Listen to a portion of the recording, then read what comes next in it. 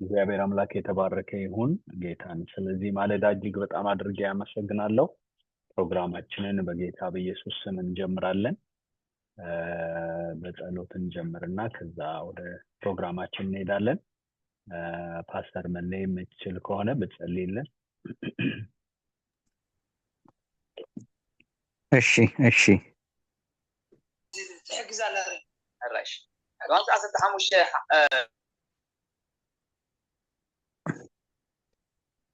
ዘላለማዊ ጻድቅ አምላካችን እግዚአብሔር ሆይ በጌታ በኢየሱስ ክርስቶስ ስም ስለዚህ ማለዳ እጅግ አድርገን እናመሰግናለን።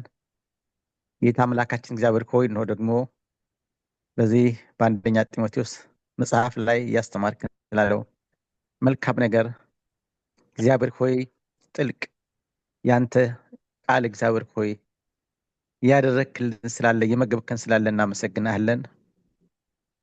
እግዚአብሔር አምላካችን ሆይ ደግሞ ምን ጸልያለን የተማርነው ትምህርት በእውነት በህይወታችን ላይ እንዲተገበር እውን እንዲሆን እግዚአብሔር አምላካችን ሆይ ዕለት ዕለት እንድንለማመደው እንድናድግበት ፍሬ እንድናፈራበት በኢየሱስ ስም እለምናለሁ።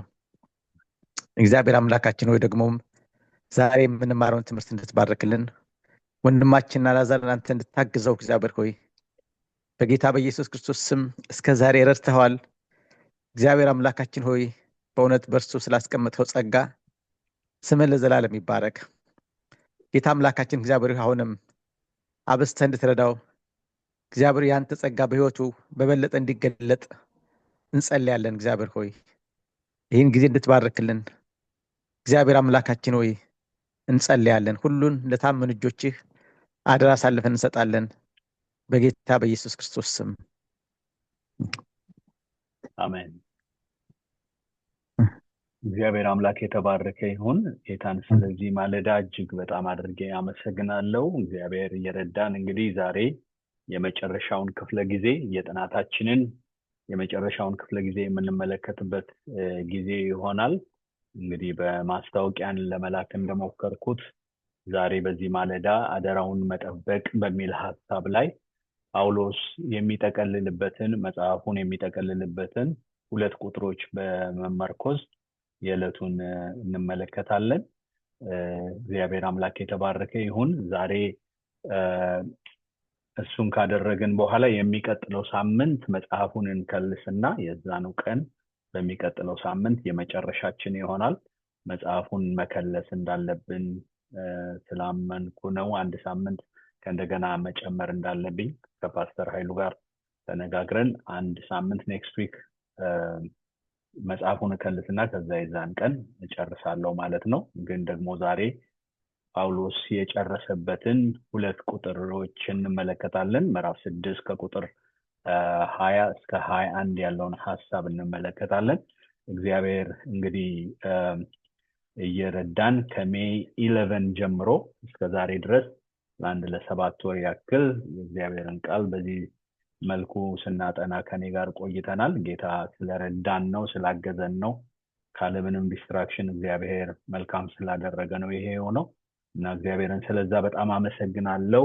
ዛሬ ክፍል 26 አደራውን ጠብቅ በሚል ወይም ደግሞ አደራውን መጠበቅ በሚል ሐሳብ እንነጋገራለን እና ጳውሎስ የሚገርም አይነት መንፈሳዊ አባት ነው ማለት ጢሞቴዎስን ለአገልግሎት ካስቀመጠው በኋላ በአገልግሎቱ ግን ደግሞ ፍሬያማ እንዲሆን እየተከታተለ ፍሬያማ ሊያደርጉት የሚችሉትን ነገሮች አላደል በክርስቶስ መንግስት ውስጥ የጢሞቴዎስ አገልግሎት እውንና ለመንግስቱ ጠቃሚ እንዲሆን የሚረዳውን ነገር ሲነግረው ሲመክረው የምንመለከትበት መጽሐፍ ነው። በጣም ፕራክቲካል የሆነ መጽሐፍ ነው እና አድርግ፣ እንደዚህ፣ ይሄንን አድርግ፣ ይሄንን አታድርግ የሚሉ አይነት ትዕዛዞች በጣም በስፋት ያሉበት መጽሐፍ ነው እና ከሁሉ በላይ እግዚአብሔርን መምሰል መካከለኛ እንዲያደርግ እና እግዚአብሔርን መምሰል መካከለኛ ባደረገ አገልግሎት፣ እግዚአብሔርን መምሰል መካከለኛ ባደረገ ህይወት፣ እግዚአብሔርን መምሰል መካከለኛ ባደረገ አመራር ቤተክርስቲያን ውስጥ እንዲያገለግል ይሄንን ወጣት አገልጋይ ሲያበረታታው ነው የምንመለከተው እና ሲዘጋውም የሚዘጋው ልክ በጀመረበት አይነት መንፈስ ነው እና ጳውሎስ ብዙ ጊዜ ሲጀምርም ሲጨርስም የሚያነሳቸው በጣም ከጳውሎስ መልእክቶች የማይጠፉ የተወደዱ ሐሳቦች አሉ እና እነዛንም ሐሳቦች ነው የምንመለከተው በዚህ ማለዳ ማለት ነውና ቃሉን በማንበብ ጀምራለሁ እንደዚህ ይላል ጢሞቴዎስ ሆይ በውሸት ዕውቀት ከተባለ ለዓለም ከሚመች ከከንቱ መለፍለፍና መከራከር እየራቅህ የተሰጠህን አደራ ጠብቅ ይህ ዕውቀት አለን ብለው አንዳንዶች ስለ እምነት ስተዋልና ጸጋ ካንተ ጋር ይሁን ይለዋልና ለሚወደው ለመንፈሳዊ ልጁ ለጢሞቴዎስ እና እሱ ከእስር ቤት ከተፈታ በኋላ ባለበት ቦታ ሆኖ የጢሞቴዎስን አገልግሎት የት እንደደረሰ ምን አይነት ቻሌንጅ እንደገጠመው ከመስማቱ የተነሳ ጳውሎስ ለጢሞቴዎስ የጻፈው ደብዳቤ ነው እና ከጻፈለት በኋላ ሲዘጋ ደብዳቤውን ጢሞቴዎስ ሆይ በውሸት ዕውቀት ከተባለ ለዓለም ከሚመች ከከንቱ መለፍለፍና መከራከር እየራቀ የተሰጠህን አደራ ጠብቅ ይህ ዕውቀት አለን ብለው አንዳንዶች ስለ እምነት ስተዋልና ጸጋ ካንተ ጋር ይሁን ይለዋል ይሄንን ተመሳሳይ ሐሳብ በመግቢያው ላይ እንመለከታለን በመጀመሪያው በምዕራፍ 1 ከቁጥር 1 እስከ 3 ባለው ሐሳብ ላይ ይሄንኑ ሐሳብ ሲናገር ነው የምንመለከተው ስለዚህ ሲዘጋም ሲከፍትም ጳውሎስ መልእክቱን በእነዚህ ነገሮች ነው የሚያደርገውና ምን ያህል ትኩረቱን የሳበ ወይም ደግሞ ሊያስተላልፍ የፈለገውን ሐሳብ ምን እንደሆነ በጣም ኤምፋሳይዝ አድርጎ በዚህ መልኩ ሲያቀርብ ነው የምንመለከተው ጳውሎስ በሚጽፋቸው መልእክቶቹ ዋና ብሎ ያላቸውን ነገሮች በጣም ኤምፋሳይዝ ያደርጋል በመግቢያውና መጽሐፉን ኮንክሉድ በሚያደርግበት ወይ መልእክቶቹን ኮንክሉድ በሚያደርግበት ስፍራ ላይ እነዚህን ሐሳቦች አጠንክሮ ያነሳቸዋልና በዚህ ማለዳም ያንን የጳውሎስን መዝጊያ ነው የምንመለከተው እና ለሚወደው ለመንፈሳዊ ልጁ አንድ ምክር ይመክረዋል ይሄም ደግሞ ምክር ምንድነው አደራውን ጠብቅ ይለዋል እንግዲህ ጳውሎስ በአገልግሎቱ ወደ መጨረሻው አካባቢ እየሄደ ነው እውነት ነው የመጨረሻው ከአገልግሎቱ ህይወቱ ከመሰዋቱ በፊት የጻፈው መልእክት ይሄኛው አይደለም ሁለተኛ ጢሞቴዎስ ነው ለዛ ቅርብ ግን ቢሆንም ግን ደግሞ የጳውሎስ የአገልግሎት ዘመን አላል ማብቂያው እየተቃረበ ያለበት ጊዜ ነውና አደራውን እያስረከበ ለሌላው እያስተላለፈ አላል ከሱ በኋላ ለመጣው ለወጣቱ ጢሞቴዎስ እሱ ጋር ያለውን ነገር ሁሉ ኢምፓርት እያደረገ ያለበት ጊዜ ነው ይሄ ጊዜና አደራውን መጠበቅ ወይም ደግሞ ይሄ የተሰጠውን አደራ እንዲጠብቅ በጣም አበክሮ ሲነግረው እንመለከታለን ማለት ነውና አደራውን መጠበቅ በህይወት ዋና ነገር እግዚአብሔር የሰጠንን አደራ ተቀብለን ያዝነው ነገር ጠብቆ መቀጠልና መጨረስ የመሰለ ምንም ነገር የለም አይደል አደራ ብዙ ጊዜ የሚሰጠን ነገር ምንድነው አንደኛ ሰጪው በጣም ትኩረት የሰጠበትና በሰጪው ዘንድ በጣም ዋና የሆነ ነገር ነው አደራ ተብሎ የሚሰጠው ዩዥሊ እና በጳውሎስም ዘንድ ዋና የሆነ ነገር ነው ለጢሞቴዎስ የተሰጠው ደግሞ በጌታም ዘንድ በጣም ዋና የተባለ ነገር ነው ለጢሞቴዎስ የተሰጠውና ይሄንን አደራ ግን እንዲጠብቀው ማለት ይሄንን አደራ ጠብቅ ሲለው በምንም አይነት ፎርሙ ሳይቀየር ይዘቱ ሳይቀየር በተቀበለበት ልክ ነገሩን ይዞ እንዲቀጥል ካስፈለገም በተሻለ መልኩ ነገሩን ይዞ እንዲቀጥል ሲመክረው እንመለከታለን ክብር ለእግዚአብሔር ይሁን አይደል ያለንን ነገር እግዚአብሔር የሰጠንን ነገር ጠብቆ ማለፍን የመሰለ ምንም ነገር የለም ሰዎች እንዳጀማመራቸው አጨራረሳቸው አይሆንም ብዙ ጊዜ እና ጳውሎስ ግን ይሄ ወጣት አገልጋይ አጨራረሱ ልክ እንደራሱ አይነት አጨራረስ አይደል እኔ ሃይማኖቴን ጠብቅ ያለው የጽድቅ አክሊል ይጠብቀኛል እያለ በዚህ አይነት ድፍረት እንዲጨርስ ልክ እሱ በጨረሰበት አጨራረስ እንዲጨርስ ይሄም ወጣት አገልጋይ ስለሚፈልግ አደራውን መጠበቅ እንዳለበት ሲነግረው እንመለከታለን ማለት ነው ክብር ለእግዚአብሔር ይሁን ስለዚህ ጳውሎስ አደራውን ጠብቅ ይለዋል ታዲያ አደራውን እንዴት ይጠብቅ እንዴት ነው አደራ የሚጠበቀው መንፈሳዊ አደራ እግዚአብሔር በእጃችን የሰጠን ነገር እንዴት ነው የምንጠብቀው የሚለው ጥያቄ ነው በዚህ ቦታ ላይ ጳውሎስ የሚመልሰው እና የተሰጠው ነገር አለ። ጳውሎስ በጢሞቴዎስ ሕይወት ውስጥ ያስቀመጠው ነገር አለ። እግዚአብሔር ያስቀመጠው ነገር አለ። ጳውሎስ ኢምፓርት ያደረገው ነገር አለ። ያ ነገር ግን እንደተጠበቀ ሆኖ ወይም ደግሞ በበለጠ ሁኔታ ነገሩ ፍሎሪሽ እያደረገ ነገሩ እንደተጠበቀ አላረን ለጌታ ክብር በሆነ መንገድ መጠበቅ የሚችለው እንዴት ነው ይለዋል። እና ጳውሎስ አደራውን ጠብቅ ይለዋል። እና አደራ እንዴት ነው የሚጠበቀው? አደራውን ለመጠበቅ ጢሞቴዎስ ምን ማወቅ አለበት? የመጀመሪያው ነገር ጳውሎስ የሚለው የተሰጠህን አደራ በማወቅ ነው አደራውን የምትጠብቀው ይለዋል። አይደል? የተሰጠንን ነገር በማወቅ ይጀምራል። የተሰጠህን አደራ ጠብቅ ነው የሚለው። የተሰጠህን መቼም ያልተሰጠንን ነገር መጽሐፍ ቅዱስ ምንም እንድንሆን ባልተሰጠን ነገር ላይ አይመክረንም። ግን የተሰጠንን ነገር ግን ደግሞ አክብረን ይዘን አይደል እግዚአብሔር በእጃችን ያስቀመጠውን ነገር የትኛውንም የእግዚአብሔርን ጸጋ የእግዚአብሔርን የሆነውን ነገር የተሰጠንን የተቀበልነውን በእኛ ዘንድ ያለውን ነገር አክብረን ይዘን እንድንቀጥል መጽሐፍ ቅዱስ ያስተምረናል። ግን የተሰጠንን ነገር ያንን አደራ ጠብቀን ለማለት የተሰጠን ምን እንደሆነ ማወቅ የመጀመሪያው ነገር ነው። እና ጳውሎስ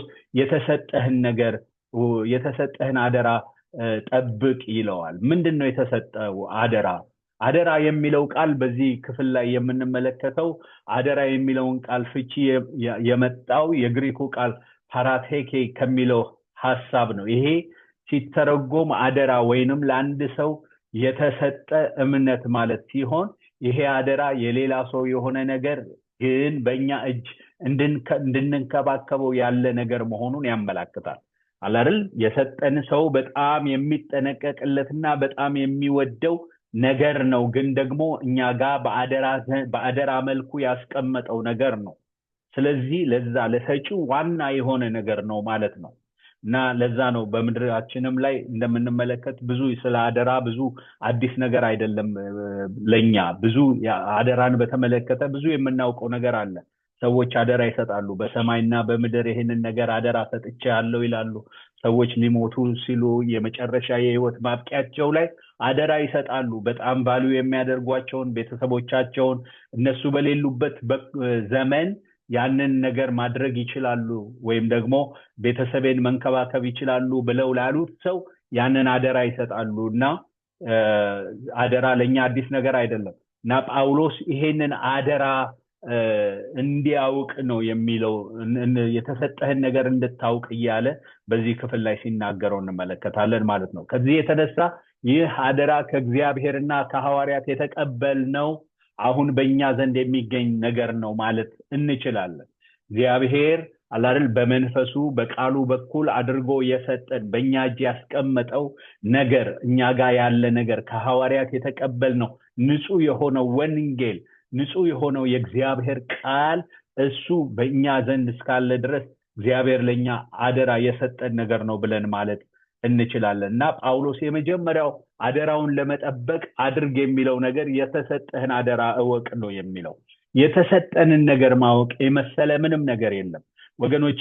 የተሰጠንን ነገር በእኛ ዘንድ ያለውን ነገር አለማወቅ የመሰለ ክፋት የለም አይደል? የተሰጠን እኛ እጅ ላይ ያለውን ነገር አለማወቅ ብዙ ዋጋ ያስከፍላል። እኔ እንደዚህ አይነት ነገር ሁሉ ጊዜ ሳስብ አንድ የሚመጣልኝ ታሪክ አለ። በ2008 እንደምታስታውሱት የኢኮኖሚ ችግር የነበረበት ጊዜ ነው። በአሜሪካን ሀገር ብዙ ሰዎች ከስራ የተፈናቀሉበት በጣም ብዙ ችግር የደረሰበት ጊዜ ነው። እና በዚህ ጊዜ እኔ በጣም አንድ የምወደው የቴሌቪዥን ሾው አለ እና አንቲክ የሆኑ እቃዎችን ሰዎች ይዘው ይመጡና ለዛ እቃ ቫልዩ ይሰጣቸዋል። ገንዘቡ ምን ያህል እንደሆነ ያ ነገር ምን ያህል ወርዝ እንደሚያደርግ ይነገራቸዋል። እና በዚህ ጊዜ አንድ ነጭ በሚድል ኤጅ ውስጥ ያለ አንድ ነጭ ሰው አንድ የሆነ ነገር ይዞ መጣና ፔይንቲንግ ነው ስዕል ነው ይዞት የመጣው ነገር እና ግን ይዞት ሲመጣ ኢንተርቪው ያደርጉት ነበረ። ለምንድነው አሁን ይሄንን ለማድረግ ለመሸጥ የፈለከው? ይሄ እንዲገመትልህ ለምን ፈለክ ብለው ሲሉት አንድ ነገር ተናገረ። በ2008 በዚህ ዓመት አለ እኔ ስራዬን አጣው፣ ሞርጌጅን መክፈል አቃተኝ፣ መኪኖቼን መለስኩኝ መኪኖች ተከፍሎ ያልተጨረሱ መኪኖቼን መለስኩኝ እና አሁን በእጄ ምንም ነገር የለም ልጆቼን ማስተዳደርበት ምንም ነገር የለም በጣም የነበረኝን ያንን የመሰለ ቤት ሸጬ በጣም በትንሽ አፓርታማ ውስጥ ነው የምኖረውና አሁን ሁሉን ነገር ሸጬ ይሄ ደግሞ የመጨረሻ ያልኩት ነገር በእጄ ያለ እና ያንን ነገር ለመሸጥ መጥቻለሁ ብሎ ቫልዩን እንዲነግሩት ሲነግራችሁ ሲጠይቅ ተመለከትኩኝና የዛ ቫልዩ የዛ ፔይንት ቫልዩ በጣም የሚገርም አማውንት ነበር ከ3 ሚሊዮን ዶላር በላይ የሆነ ግምት ነው የተሰጠውና ከዛ በኋላ ተጠየቀ ከየት ነው ያመጣው ይሄንን ፔይንት ሲሉት ድሮ ቅድማያቴ ለአያቴ ደግሞ ለአባቴ ደግሞ ለኔ ጥሎልኝ ሄደው ነገር ነውና ግን እኔ እንደዚህ ወርዝ ያረጋል ብዬ አስቤ አላውቅም እና ይሄንንማ ባውቅ ኖሮ አለ ቤቴን አልሸጥም ነበር ንብረቴን አልሸጥም ነበር ልጆቼ አሁን ያሉበት ደረጃ አይሆኑም ነበር ብሎ ተናገረ ያንን ያደረገው ምንድነው ብለን ካልን በእጁ ያለው ነገር ምን ያህል ወርዝ እንደሚያደርግ አለማወቁ ነው ወገኖቼ እንጂ አውቆ ቢሆን ኖሮ የዚህን ያክል አማውንት የሚያወጣ ነገር በእጁ እንዳለ ገብቶት ቢሆን ኖሮ አሁን ባለበት የኢኮኖሚ ደረጃ ላይ አይገኝም ነበር ስለዚህ ወገኖቼ የመጀመሪያው ነገር ጳውሎስ የተሰጠውን አደራ በትክክል እንዲወጣ ለጢሞቴዎስ ሲነግረው የመጀመሪያው አድርግ የሚለው ነገር የተሰጠህን አደራ በትክክል ለመወጣት ለመጠበቅ እንድትችል የመጀመሪያው የሚለው ነገር ምንድነው የተሰጠህን አደራ እወቅ ይለዋል ምን እንዳለ በእጅ የተሰጠህ ነገር ምን እንደሆነ ቫልዩ ምን አይነት እንደሆነ አላል ምን ያህል ዋጋ የተከፈለበት ነገር እንደሆነ እወቅ ያንን ነገር ብቻ ስታውቅ አክብረት ይዘዋል ይሄ ሰው ቀድም የነገርኳችሁ ሰው ሲጠየቅ ይሄንን ፔይንቲንግ ያስቀምጥ የነበረው እንኳን በከበረ ቦታ አልነበረም በቤቱ በነበረ በአንድ ጋራጅ ውስጥ ያስቀምጠው የነበረ ነገር እንደነበረ ይናገራል የዚህን ያክል ቫልዩ አለው ብሎ አላሰበም ነበር ስለዚህ የክብር ቦታ አልነበረውም ነገርየው ዝም ብሎ ተጥሎ የነበረ አሁንም ሲያመጣው እንደው የሆነ ነገር ያደርግልኛል ብሎ ሳይሆን አላደል ልሞክር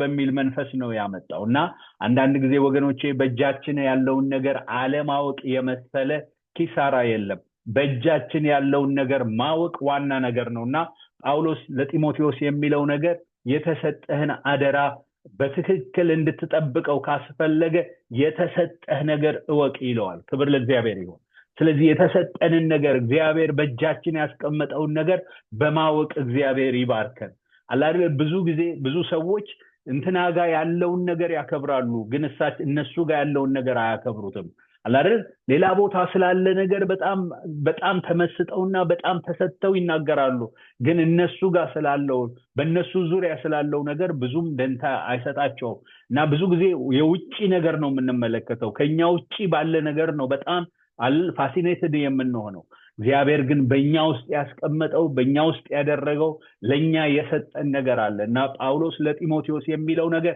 የተሰጠህ ነገር አለ የተሰጠህን አደራ እወቅ ይለዋል ክብር ለእግዚአብሔር ይሁን በዚህ መንፈስ እግዚአብሔር ይርዳል አደራው ምንድነው ታዲያ አዲስ ኪዳን ስለዚህ አደራ ምን ይላል ምንድነው ተሰጣችሁ ወይም ደግሞ ጳውሎስ ለጢሞቴዎስም ተሰጥቷል ብሎ የሚናገረው throughout the book ተሰጥቷል ብሎ የነገረው አደራ ምንድነው ብለን ስንመለከት የመጀመሪያው አዲስ ኪዳን የሚያስተዋውቀን አደራ ብሎ የሚነግረን ነገር ካለ ጤናማው የሆነው የወንጌል ትምህርት ነው የእግዚአብሔር ቃል ነው ሳውንድ የሆነ ዶክትሪን ነው ሐዋርያት ለደቀ መዛሙርታቸውና ለቤተክርስቲያን መሪዎች ያስተማሩትን ትክክለኛ ያልተበረዘ የወንጌል መልእክት ያመላክታል ስለዚህ አንዱ የተሰጠን ወንጌል ነው የእግዚአብሔር ቃል ነው ክብር ለእግዚአብሔር ይሁን ወገኖቼ የእግዚአብሔር ቃል ዛሬ በእጃችን አለ አክብረነው ልንይዘው ያስፈልጋል ጳውሎስ አደራውን ጠብቅ ሲል ጠብቅ የሚለው አንዱ ቃሉን ነው ለቃሉ ያልታመነ ሰው ለእግዚአብሔር ቃል ክብር የሌለው ሰው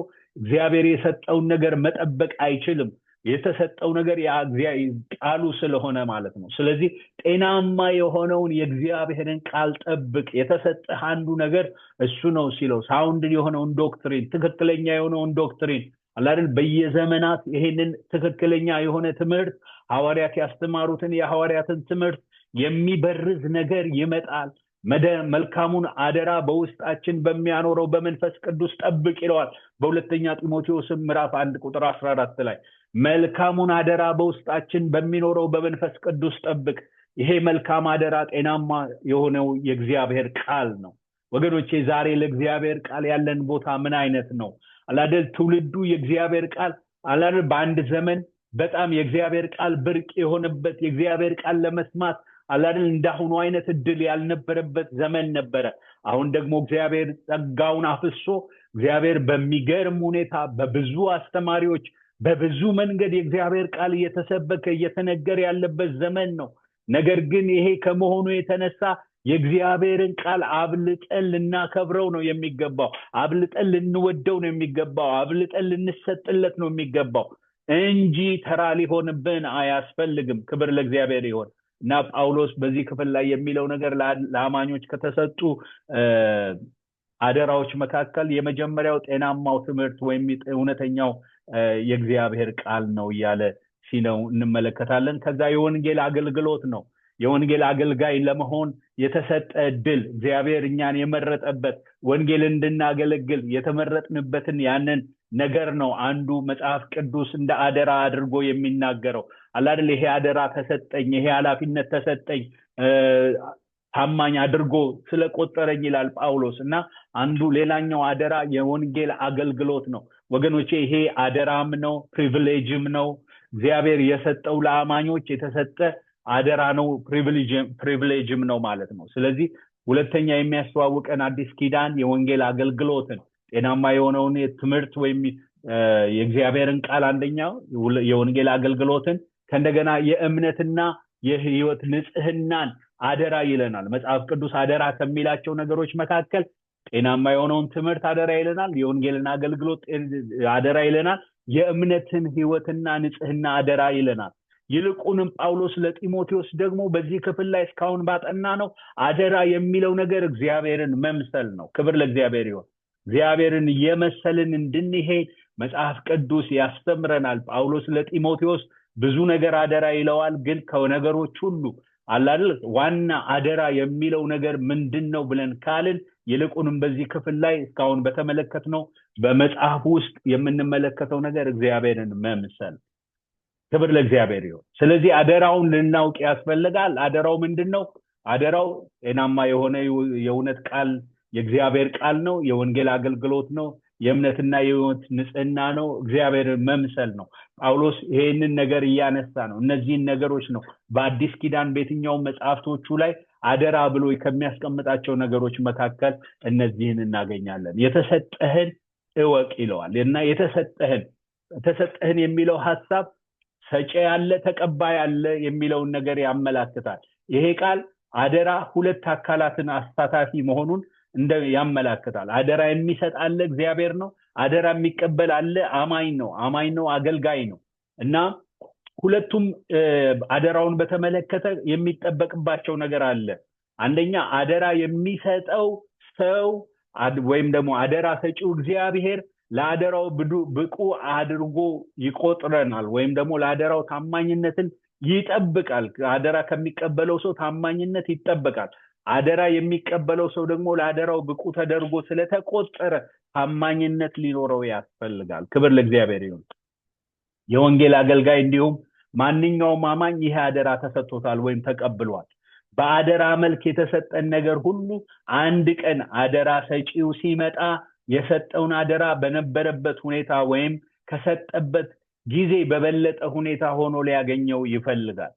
አላደል የተሰጠን አደራ ሲባል አላደል የፈለግነውን አድርገን በፈለግነው መልኩ እኛ የምንፈልገውን ሆነን እንድናልፍ ሳይሆን አንድ ቀን ይሄንን አደራ የሰጠ ጌታ ተመልሶ ይመጣል እና ተመልሶ ሲመጣ የሚጠብቀው ነገር አለ። ታስታውሳላችሁ በማቴዎስ 25 ቁጥር 20 ላይ 5 መክሊት የተቀበለው ቀበረና ሌላ 5 መክሊት አስረክቦ ጌታ ሆይ 5 መክሊት ሰጠኝ ነበር፣ እነሆ ሌላ 5 መክሊት አትርፌበታለሁ አለ። ጌታም መልካም አንተ በጎ ታማኝ ባሪያ በጥቂት ታምነሃል፣ በብዙም እሾምሃለሁ፣ ወደ ጌታ ደስታ ደግሞ ግባ አለው እያለ ይናገራል። ጌታው በመጣ ጊዜ በነበረው መክሊት በተሰጠው ነገር አትርፎ ነግዶ የጠበቀ ባሪያ ጌታው ሲመጣ የሚለው ነገር አንተ በጎ ታማኝ ባሪያ በጥቂቱ ታምናሃልና በብዙ ትሾማለህ ይለዋል። ክብር ለእግዚአብሔር ይሁን። ወገኖቼ አደራውን የሰጠ ጌታ አንድ ቀን ይመጣል። አንድ ቀን አደራውን ይጠይቃል። ምን አደረከው ይላል። የት አደረከው ይላል። በምን መልኩ ያስከው ይላል። ክብር ለእግዚአብሔር ይሁን። ስለዚህ ወገኖቼ የተሰጠንን አደራን ጠብቅ፣ አደራውን ጠብቅ ይለዋል ጳውሎስ ለጢሞቴዎስ። አለ አይደለ ከኔ የሰማኸውን አለ አይደል ሐዋርያት ለኔ ያስተላለፉትን ከጌታ የተቀበልከው። ክብር ለእግዚአብሔር ይሁን። እግዚአብሔር አምላክ የተባረከ ይሁን እና የተሰጠህን ነገር ወቅ ይለዋል። የመጀመሪያው ነገር እንድንጠብቅ የሚያደርገን አደራውን የተሰጠንን ነገር ማወቅ ነው። የተሰጠንን ነገር ማወቅ ነው። ሁለተኛ አደራውን እንዴት እንጠብቅ ካልን ሁለተኛ ጳውሎስ በዚህ ክፍል ላይ የሚነግረው አደራውን ለመጠበቅ ከሐሰተኛ ትምህርት በመራቅ ነው ይለዋል። ትክክለኛ አደራው የሚጠበቀው አደራው ከማይወደው አስተምህሮ በመጠበቅ ነው።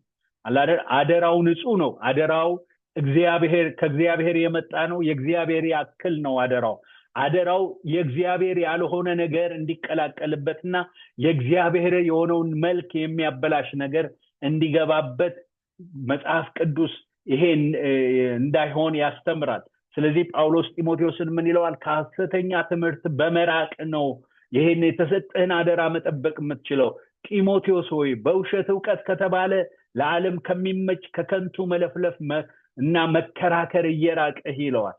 እየራክ ነው አደራው የሚጠበቀው። አለ አይደለ እነዚህ አይነት ነገሮች ውስጥ እየተዘፈቅ ወይም እየገባ እንደነዚህ አይነት ነገሮችን እንደነዚህ አይነት የስህተት አስተምህሮቶችን ኢንተርቴን እያደረካቸው አይደለም አደራው የሚጠበቀው። አደራው የመጀመሪያ ሪኳየር የሚያደርገው ነገር መራቅ ይባላል። ክብር ለእግዚአብሔር ይሁን። እየራክ አስተምር ወይም ደግሞ እየራክ ጠብቅ ይለዋል። አደራው የሚጠበቀው ወገኖቼ እየራቅን ነው። እንደምታስታውሱት በመግቢያችን እንደተመለከትነው በኤፌሶን ቤተክርስቲያን የነበሩ የሐሰት ትምህርቶች ነበሩ። ጳውሎስ ራቅ የሚለው ከነዚህ ትምህርቶች ነው። የመጀመሪያው የሕግ አስተማሪዎች ነበሩ እና መዳን የሚገኘው የሙሴን ሕግ በመጠበቅ ነው ብለው የሚያስተምሩ የክርስቶስን የማዳን ስራ የሚያንቋሽሽና አላደል ዋና መሆኑን የማይቀበል አይነት ትምህርት ወይም ደግሞ ክርስቶስ ፕላስ የሆነ ኢየሱስ ክርስቶስ መስቀል ከዛ ደግሞ ይሄም ያስፈልጋል የሚል አይነት ትምህርቶች ነበሩ እና እንደምታውቁት ከሙሴ ሕግ ወይም ደግሞ ከነበረው ከዛ ከአይሁድነት የመጡ ሰዎች ስለነበሩ ያንን መልቀቅ ያቃታቸው ሰዎች ነበሩና ይሄንን የሚያስተምሩ ሰዎች ነበሩና ጳውሎስ አደራውን ለመጠበቅ ካስፈለገ ከነዚህ ሰዎች ወይም ከዚህ አይነት ትምህርት ራቅ ይላል። ደግሞ ጳውሎስ ራቅ ሲለው ጢሞቴዎስ ብቻ እንዲርቅ ሳይሆን የጢሞቴዎስ የሚያገለግላቸው በሙሉ እንዲርቁ ነው እያዘዘው ያለው ማለት ነው። ሌላው የትውልድ ቆጠራ አስተማሪዎች ነበሩ። አላደል ራሳቸውን ከሙሴ እና ማነው የአብርሃም ዘር ነን ለማለት ዘር የሚቆጥሩ ራሳቸውን የተመረጠ ትውልድ ብለው የሚሉ አይነት ሰዎች ነበሩና ይሄ የትውልድ ቆጠራ ተረት ይለዋል። ክርክርን ከዚህ የተነሳ ይነሳ ነበርና መጨረሻ የሌለው የሆነ ንግግር የሚናገሩ ሰዎች ተረት የሚናገሩ ሰዎች ነበሩና ጳውሎስ ከዚህ አይነት ነገር ራቅ። ኖስቲሳውያን ነበሩ። እነዚህ የትውልድ ቆጠራ ልምምድ አድጎ ወደ ተወሳሰበ የኖስቲሳዊነት ፍልስፍና አድጎ ቤተክርስቲያኒቱ ውስጥ ገብቶ ነበር። እንደምናስታውሰው ሳልቬሽን የሚመጣው በኖሲስ ነው ወይም ደግሞ ሲክሬት ኖሌጅ አላል ሰው ስለራሱ አንድ የሆነ ማወቅ የሚገባው ደረጃ ላይ መድረስ አለበት ብለው ያስተምሩ ነበር። ሰዎች መለኮታዊ ማንነት አላቸው። ያንን መለኮታዊ ማንነታቸውን አቴንድ ሲያደርጉ ወይም ደግሞ ያንን ነገር ሲያውቁ ብቻ ነው በትክክለኛ በህይወታቸው መንፈሳዊ መሆን የሚችሉት ብለው ያስተምሩ ነበር። ስለዚህ እንዲህ አይነት አላደል ክፉ የሆኑ የክርስቶስን የማዳን ስራ የወንጌሉን ነገር መካከለኛ ያላደረጉ ትምህርቶች ባሉበት ሁኔታ አንተ አደራውን መጠበቅ አትችልም። ስለዚህ አደራውን ለመጠበቅ የመጀመሪያ ከነዚህ አይነት አስተምህሮቶች አንተም የምታገለግላቸው ምራቁ ብሎ ጳውሎስ ሲናገረው እንመለከታለን ማለት ነው። ክብር ለእግዚአብሔር ይሁን። ጳውሎስ ጢሞቴዎስን ራቅ የሚለው ትምህርቶቹ ይዘቶች ምንድን ነው? አንደኛ ክርስቶስን ማዕከላዊ ያላደረጉ ትምህርቶች ናቸው። አላህ ጳውሎስ ሲፈርጃቸው እነዚህን ትምህርቶች ዝም ብሎ አይደለም የሐሰት ትምህርቶች የሚላቸው። የሐሰት ትምህርቶች የሚለበት የራሱ የሆነ ምክንያት አለው። ምክንያቶቹ ምንድናቸው? የመጀመሪያው ክርስቶስን ማዕከላዊ ያላደረጉ ትምህርቶች ናቸው። እግዚአብሔርን መምሰል ዓላማቸው ያላደረጉ ትምህርቶች ናቸው። በሶስተኛ ደረጃ የትምህርቱ ፍሬ የሥጋ ሥራ የሆነበት አይነት ትምህርቶች ናቸው። ጳውሎስ ከዚህ የተነሳ ነው እነዚህን ትምህርቶች የሐሰት ትምህርቶች ናቸው የሚላቸው። የሚፈርጃቸው በትክክለኛ በእግዚአብሔር ቃል ከመዘነና ከተመለከተ በኋላ ነው። የአካሉን አንድነትና ህብረት የሚጎዱ ናቸው። ሰዎችን ክርስቶስን ወደ መምሰል በህብረት እንዲያድጉ ያንን አካል የሚያንጹ ሳይሆኑ አካሉን የማፍረስ አይነት ቴንደንሲ ያላቸው ትምህርቶች ናቸው። ስለዚህ ጳውሎስ ከእንደነዚህ አይነት ትምህርቶች እራቅ ብሎ ሲናገረው እንመለከታለን ማለት ነው። ስለዚህ ምን አለን? የመጀመሪያው ነገር እወቃለው አደራውን በማወቅ ነው መጠበቅ የምትችለው አለው። ሁለተኛ ከሐሰት ትምህርቶች በመራቅ ነው ሲለው እንመለከታለን ማለት ነው። አደራውን እንዴት እንጠብቅ? ጳውሎስ በሶስተኛ ደረጃ በዚህ ክፍል ላይ አደራው የሚጠበቀው እግዚአብሔርን ካለመምሰል በመራቅ ነው ይለዋል። የእንግሊዘኛው ቨርዥን በይበልጥ ደግሞ የናይቪውን ሄደን ስንመለከት ይህንን ሞር ክሊር አድርጎ ያስቀምጠዋል። Timothy, guard what has been interested in your care. Turn away from godless character ይለዋል። እና ዛጋ ሁለቱንም ትምህርቱንም ህይወቱንም የአማርኛው ቀላቅሎ አይለየውም። እዚህ የእንግሊዘኛው ላይ ግን አላደል በዚህ በሐሰት ትምህርት የሐሰት ትምህርቱንም ያሳየና ከሐሰት ትምህርቱ የተነሳ ደግሞ የሚመጣውን የህይወት ብልሽትም ደግሞ ጎን ለጎን አድርጎ በሚገባ መንገድ በዚህ አይነት መልኩ ያስቀምጠዋልና turn away from godless character ይለዋል። እግዚአብሔርን ካለመምሰል በመራቅ ነው የእግዚአብሔር የኛ ጋር ያስቀመጠው አደራ የሚጠበቀው። አላደል በቅድስና ነው፣ እግዚአብሔርን በመምሰል ነው፣ ክርስቶስን መካከለኛ ባደረገ ህይወት ነው እየተመላለስን እግዚአብሔር እኛ ጋር ያስቀመጠውን ያንን አደራ የምንጠብቀው አላደል እያለ ጳውሎስ ሲናገር እንመለከታለን ማለት ነው። እና እግዚአብሔርን ካለመምሰል ራቅ ሲለው ይህ ዕውቀት አለን ብለው ይላል ጳውሎስ። ይሄ ዕውቀት የሚለው ነገር የሐሰት አስተማሪዎች አለን ብለው የሚሉትን ዕውቀት ነው። እና ይሄ ዕውቀት አለን ብለው ይህ የሐሰት ትምህርት በመጨረሻ ተከታዮቹን የሚያደርገው ይህ ዕውቀት አለን ብለው በሐሰተኛ ዕውቀት ይታበያሉ ይለዋል። ከዚህ የተነሳ በሐሰት ትምህርት ውስጥ ያሉ ግለሰቦች የትምህርት ብልሽት በህይወታቸው የሚያመጣው ተጽዕኖ እንዳለ ከዚህ እንመለከታለን ማለት ነው። ስለዚህ ስለ እምነት ስተዋል ብሎ ይናገረዋል። እና እነዚህ ሰዎች በትምህርት ደረጃ ብቻ አይደለም ስሁትነታቸው ከትምህርታቸው ባለፈ በህይወታቸው ላይ የተንጸባረቀ ነው። አላደል ትክክለኛ ትምህርት ያለው ሰው ትክክለኛ ህይወት አለው። ትክክለኛ ህይወት የሌለው ሰው የትክክለኛ ያልሆነ ትምህርት ውጤት ነው ህይወቱ የሚያሳየው ማለት ነው። እና ጳውሎስ ምን ይለዋል? እነዚህ ሰዎች ዕውቀት አለን ይላሉ፣ እናውቃለን ይላሉ። ነገር ግን ደግሞ ያወቁት ዕውቀት ደግሞ በህይወታቸው ያመጣው የህይወት ብልሽት አለ። ስለዚህ ትክክለኛ ዕውቀት አይደለም፣ ትክክለኛ የእግዚአብሔር ዕውቀት አይደለም፣ ትክክለኛ ክርስቶስ ሴንትሪክ የሆነ ዕውቀት አይደለም በእነሱ ዘንድ ያለው እያለ ጳውሎስ ሲናገር እንመለከታለን። ስለ እምነት ስተዋል ይላል። ከትምህርታቸው የተነሳ የሐሰት ትምህርት ውስጥ ያሉ አስተማሪዎችና ተማሪዎች በትዕቢት የተያዙ ናቸው። ከዚህ የተነሳ እግዚአብሔርን መምሰል ማትረፊያ የመሰላቸው ናቸው እያለ ጳውሎስ በክፍሉ ላይ ከዚህ ቀደም በነበረው ሐሳብ ላይ ይሄንን በእነሱ ዘንድ ያለውን ካራክተር ሲናገር እንመለከታለን። እና ጳውሎስ ምን እያለ ነው? እግዚአብሔር የሰጠህን አደራ ጠብቅ። ግን የእግዚአብሔር የሰጠው አደራ የሚጠበቀው አላደል ከትምህርቱ በመራቅ ብቻ ሳይሆን እግዚአብሔርን ካለመምሰልም ህይወት በመራቅ ነው። አላደል ፕራክቲስ እንድታደርግ፣ ቅድስናን ፕራክቲስ እንድታደርግ፣ ክርስቶስን መምሰልን ፕራክቲስ እንድታደርግ የህይወት ዋና እንዲሆን እመክርሃለሁ እያለ ጳውሎስ ሲናገር እንመለከታለን ማለት ነው። ክብር ለእግዚአብሔር ይሁን። እግዚአብሔር ቅዱስ ነው ወገኖቼ፣ እንድንቀደስ ለዚህ ተጠርተናል። አላል ቅድስና በህይወታችን ዋና ነገር ነው። እውነት ነው፣ በክርስቶስ ኢየሱስ በሆነው ስራ ሳንቲፋይድ ተደርገናል፣ አላል ጸድቀናል። ግን ደግሞ በዛሬ ህይወታችን እሱ ትላንትና የሆነ በእግዚአብሔር በህይወታችን ያደረገው ነገር ነው። ሳንቲፋይድ አድርጎናል፣ ቀድሶናል፣ ወይም ደግሞ ይሄ አጽድቆናል። ቅድስና ግን ዛሬ ነው ወገኖቼ፣ አሁን የምንኖረው ህይወት ነው፣ አሁን የምንመላለስበት ህይወት ነው። እግዚአብሔር በዚህ ህይወት ደግሞ እግዚአብሔር ክርስቶስን በመምሰል እንድንመላለስ እንድንኖር ይፈልጋል ማለት ነው። የትኛውም ሰው ወይም አማኝ ጨምሮ ህይወቱ ያስተምሮውና የልምምዱ ውጤት ነው። ትክክለኛ ልምምድ ያለው ሰው ትክክለኛ ትምህርት ያለው ሰው ነው። ትክክለኛ ትምህርት ያለው ሰው ትክክለኛ ህይወት አለው። እንደምታስታውሱት ከዚህ በፊት እንደተመለከትነው ትክክለኛ ዶግማ ወይም እምነት ዲቫይን ትሩዝ ያለው ሰው ትክክለኛ ዶክትሪን ይኖረዋል፣ ትክክለኛ አስተምህሮ ይኖረዋል። ትክክለኛ አስተምህሮ ያለው ሰው ደግሞ ትክክለኛ ቀኖና ይኖረዋል፣ ስርዓት ይኖረዋል። ትክክለኛ ቀኖና ያለው ሰው ደግሞ ትክክለኛ ትምህርት ይኖረዋል፣ ስብከት ይኖረዋል። ትክክለኛ ትምህርትና ትክክለኛ ስብከት ያለው ሰው ደግሞ ትክክለኛ ልምምድ ይኖረዋል። ትክክለኛ ልምምድ ያለው ሰው ደግሞ ትክክለኛ የኑሮ ህይወት ይኖረዋል፣ ወይም ደግሞ የህይወት ልምምድ ይኖረዋል። አንዱ በተዛባበት መልኩ አላደል የሚፈለገው ውጤት ሊመጣ አይችልም።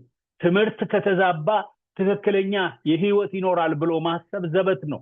ስለዚህ መጽሐፍ ቅዱስ እነዚህ ነገሮቻችን አላደል መጽሐፍ ቅዱስ ከሚያስተምረው እውነት ጋር በትክክል አላይን ያደረጉ እንዲሆኑ መጽሐፍ ቅዱስ በብዙ ያስተምረናልና ጳውሎስም በህይወት አደራን ጠብቅ። አደራ የሚጠበቀው በቃል ብቻ አይደለም፣ በመናገር ብቻ አይደለም፣ በመኖር ህይወት ይጠበቃል፣ ወይም በመኖር አደራው ይጠበቃል እያለ ጳውሎስ በመኖር አደራውን እንዲጠብቅ ጢሞቴዎስ ሲያስተምረው ሲነግረው እንመለከታለን ማለት ነው። ክብር ለእግዚአብሔር ይሁን ወገኖቼ። እግዚአብሔር የሰጠንን ነገር የምንጠብቀው በመኖር ነው፣ በህይወት በመኖር ነው፣ በቅድስና በመመላለስ ነው፣ እግዚአብሔርን በመምሰል በመመላለስ ነው።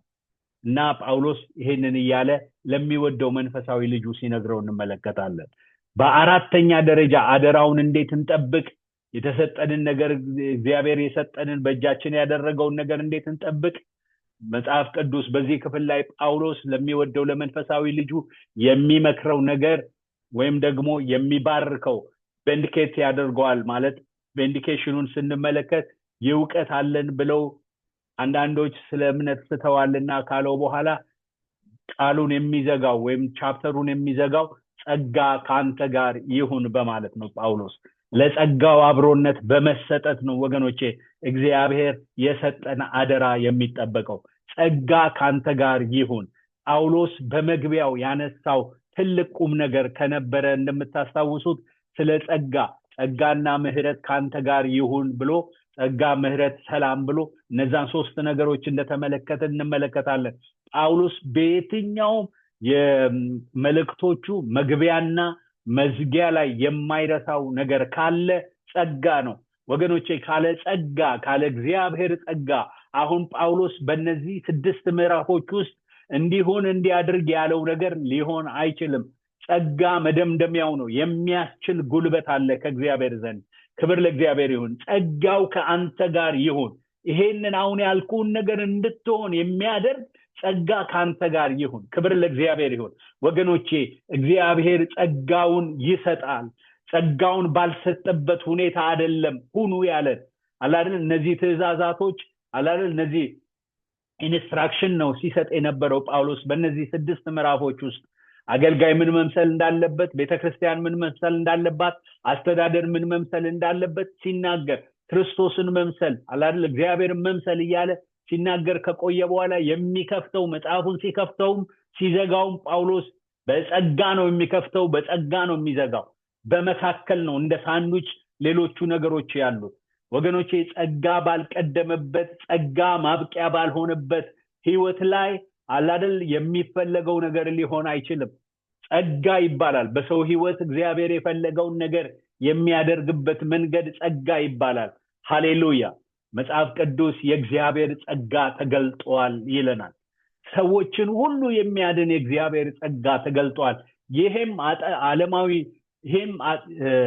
ይህም ጸጋ ኃጢአተኝነትንና ዓለማዊ ምኞትን ክደን የተባረከውን ተስፋችንን እርሱም የታላቁን የአምላካችንን የመድኃኒታችንን የኢየሱስ ክርስቶስ ክብር መገለጥ እየጠበቅን በመገዛትና በጽድቅ እግዚአብሔርንም በመምሰል በአሁኑ ዘመን እንድንኖር ያስተምረናል ይላል ጳውሎስ በቲቶ ምዕራፍ 2 ቁጥር 11 ላይ። እግዚአብሔርን በመምሰል እንዴት እንኖር ከተባለ ካለ ጸጋው ይሄንን ማሰብ አይቻልም። ጳውሎስ በዚህ ክፍል ላይ እግዚአብሔር ጸጋ ተገለጠ ይልና እግዚአብሔርን በመምሰል በዚህ ዘመን እንድንኖር ያደርገናል ይላል። ክብር ለእግዚአብሔር ይሁን። ወገኖቼ ጸጋ አለ፣ የሚያስችል ጸጋ አለ። ጸጋ ምን ማለት ነው ብለን ሄደን ስንመለከት ጸጋ ፌቨር ማለት ነው፣ አክሴፕተንስ ማለት ነው፣ በእግዚአብሔር ፊት ተቀባይነት ማግኘት ማለት ነው። እግዚአብሔር ከእግዚአብሔር እንዲያው የተቸረ በጎነትና መልካምነት በእግዚአብሔር ፊት ተቀባይነት ማግኘት ማለት ነው። የእግዚአብሔር የማዳኑን የማጽደቁን ለሰዎች በክርስቶስ በኩል የገለጠበት በሕግ የመታሰርና የሥጋ ትምክህት የሌለበት ስጦታ ነው ጸጋ ማለት ግሬስ። ክብር ለእግዚአብሔር ይሁን። ስለዚህ ወገኖቼ ጳውሎስ እንዴት ባለ መደምደሚያ ነው የሚደመድመው መጽሐፉን ግሬስ ብሎ አይደል? ስለ ጸጋ ባያወራ ቢዘጋው እንዴት ያሳዝን ነበር። ግን በጸጋ ነው የዘጋው። የሚያስችል አለ፣ የእግዚአብሔር ጸጋ አለ አይደል? ሰው ከተሰጠለት ካንተ ጋር ይሁን ከዛ ጸጋ ጋር አብሮነትን ካደረገ ይቻላል፣ እግዚአብሔርን መምሰል ይቻላል እያለ ጳውሎስ ሲናገር እንመለከታለን። ግሬስ God's rich resource at Christ expense ማለት ነው ብለው ሰዎች ይተረጉሙታል። ግሬስ የሚለውን አብሪቬት ያደረጉ God's rich and resource at Christ expense በክርስቶስ ዋጋ መክፈል የተገኘ የእግዚአብሔር ሀብት የእግዚአብሔር ሪሶርስ ማለት ነው ጸጋ ብለው ይናገራሉ። ክብር ለእግዚአብሔር ይሁን። ጳውሎስ በቃ መነጽሩ ይሄ ነው። ነገሮችን የሚመለከትበት ነገር ጸጋ ይባላል። ከዚህ በፊት እንደተመለከት ነው አይደል? ነገሮችን ሲመለከት የሚያይበት ነገር መልከታው መነጽሩ ያደረገው ጸጋ ይባላልና ይሄንን ሁኑ ይሄንን አድርጉ ሲል ጳውሎስ በራስ አይደል ጥረት የሚደረግን ነገር እያሰበ አይደለም። የሚያስችል ጸጋ እንዳለ እያሰበ ነው አድርጉ የሚለው። ሁኑ የሚለው ጸጋው እንደሚያስችል ስላወቀው ነው። በህይወቱ ይሄንን የተለማመደ ሰው ስለሆነ ነው። ክብር ለእግዚአብሔር ይሁን። ሃሌሉያ። እና በመግቢያውም ጸጋ ይላል፣ በመዝጊያውም ጸጋ ይላል። ክብር ለእግዚአብሔር ይሁን። ጳውሎስ የሚመለከትበት መነጽር ነው። የሚመለከትበት መነጽር ብቻ ሳይሆን ደግሞ በዚህ ክፍልም ላይ እንደምንመለከተው መዝጊያው ጸጋ ነው፣ መግቢያው መጀመሪያው ጸጋ ነው። ክብር ለእግዚአብሔር ይሁን። በጸጋ መካከል ነው የተባሉት ነገሮች ሁሉ የተባሉት አይደል? አንዳንድ ሰዎች እንዲያድርግ እንዲያታድርግ ሲባሉ በአዲስ ኪዳን ከጸጋ ውጪ የተባሉ ይመስላቸዋል። ከጸጋ ውጪ በእግዚአብሔር ፊት ምንም መሆን አንችልም። ካለ ጸጋው እኛ በራሳችን መሆን የምንችለው ምንም ነገር የለም። ሁሉን የሆነው በጸጋው ነው፣ የምንሆነው በጸጋው ነው። ስለዚህ የእግዚአብሔር ጸጋ ዋና ነገር ነው ወገኖቼ። የሚያስችል ጸጋ አለ፣ የእግዚአብሔር ጸጋ አለ። ሃሌሉያ። ክርስትናን በጣም እንድንወደው ከሚያደርግ ነገር ዋነኛው ምንድነው ከተባለ የእግዚአብሔር ጸጋ ነው። ሃሌሉያ። የሚያነሳ ጸጋ፣ የሚረዳ ጸጋ፣ የሚያኖር ጸጋ ከእግዚአብሔር ዘንድ አለ። ታውቃላችሁ አይደለ?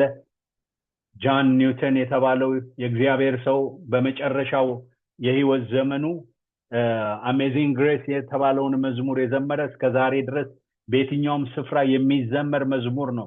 ስለዚህ ዝማሬ ሲነገር ይሄ ሰው በመጀመሪያ በነበረው ህይወቱ የነበረው እግዚአብሔርን የማያስከብር ህይወት እንደነበረው የባሪያ ነጋዴ እንደነበረ እና እግዚአብሔር ግን ከዛ ህይወት አውጥቶ እንዴት እንደቀየረው ሲመለከት በህይወቱ ላይ የእግዚአብሔርን ጸጋ ሲመለከት ከዛ ተነስቶ አሜዚንግ ግሬስ ብሎ ሰበከ ብሎ ዘመረ። ክብር ለእግዚአብሔር ይሁን። ወገኖቼ ኃጢአተኞችን እንደገና በክብር እንዲኖሩ የሚያደርግ እግዚአብሔርን በመምሰል እንዲኖሩ የሚያደርግ አንድ ኃይል አለ። ያም ኃይል ጸጋ ይባላል እና ጸጋ ካንተ ጋር ይሁን ይለዋል ጢሞቴዎስ። ሌላ ነገር አያስፈልግም። ይሄንን አደራ ፈጽሞ ለማለፍ የሚያስፈልገው ነገር አንድ ነገር ነው። እሱም የእግዚአብሔር ጸጋ ይባላል። ክብር ለእግዚአብሔር ይሁን። የእግዚአብሔር ጸጋ ከሁላችን ጋር ይሁን። የተባልነውን በዚህ በስድስት ምዕራፎች ውስጥ እግዚአብሔር ያስተማረንን ነገር በህይወታችን ለመተግበር የእግዚአብሔር ጸጋ ያስፈልገናል። የእግዚአብሔር ጸጋ ካንተ ጋር ይሁን። ክብር ለጌታ ይሁን። እግዚአብሔርን አመሰግናለሁ ስለዚህ ማለዳ እና ጳውሎስ በዚህ መልኩ ይሄንን ክፍል ሲያጠቃልል ነው የምንመለከተው። ትንሽ ከኔ ጋራ ብንጸልይ በጣም ደስ ይለኛል። በዚህ ሐሳብ ላይ የመጽሐፉ የመጨረሻ ክፍል እንደመሆኑ መጠን ተምረን የምንተወው ነገር ሳይሆን ይሄ ጸጋ ያስፈልገናል።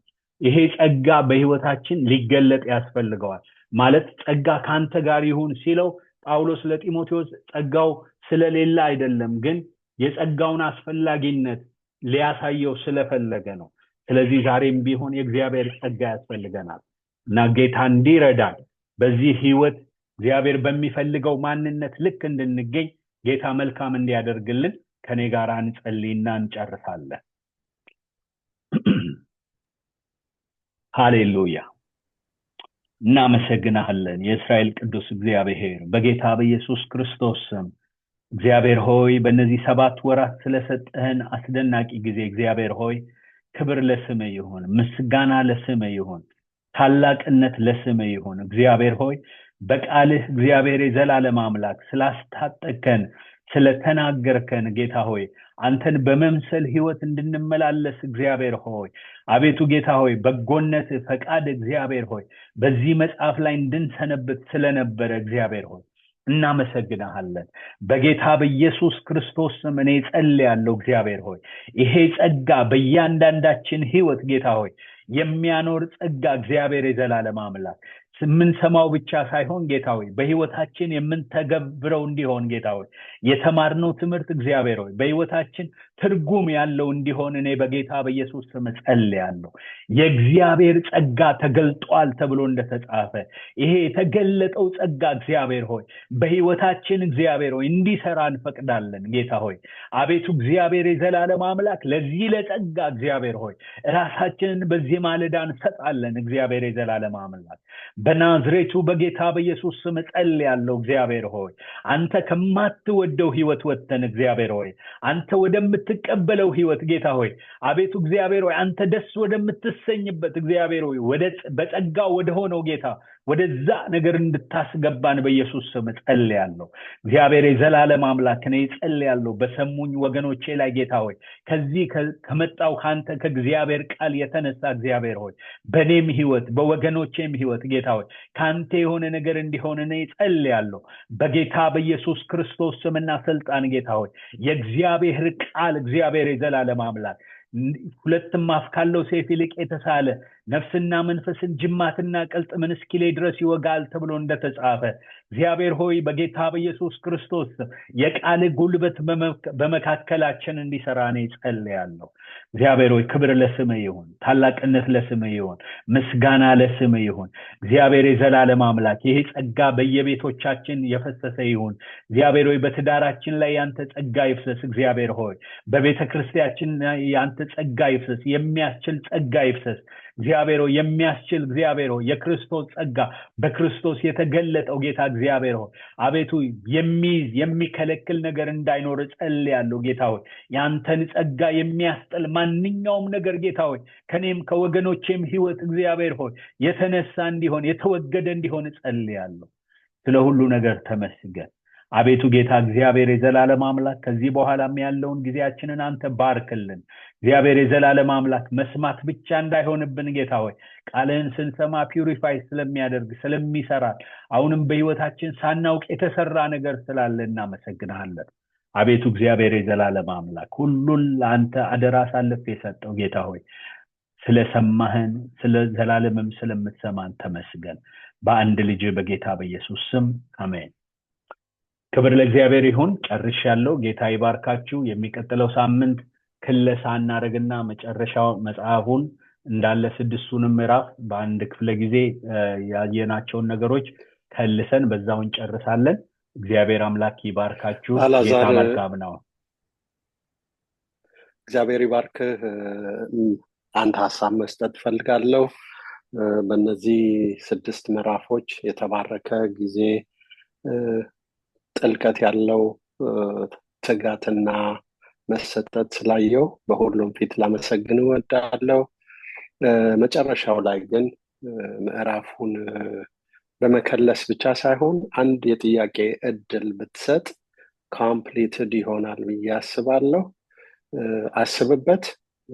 እድሉ ካለ ጌታ ኢየሱስ አብዝቶ ይባርክህ። እንግዲህ ከ95% በላይ ትምህርቱን አይቼዋለሁ። ሚስ ያደረኩት 2 ወይ 3 ጊዜ ነው።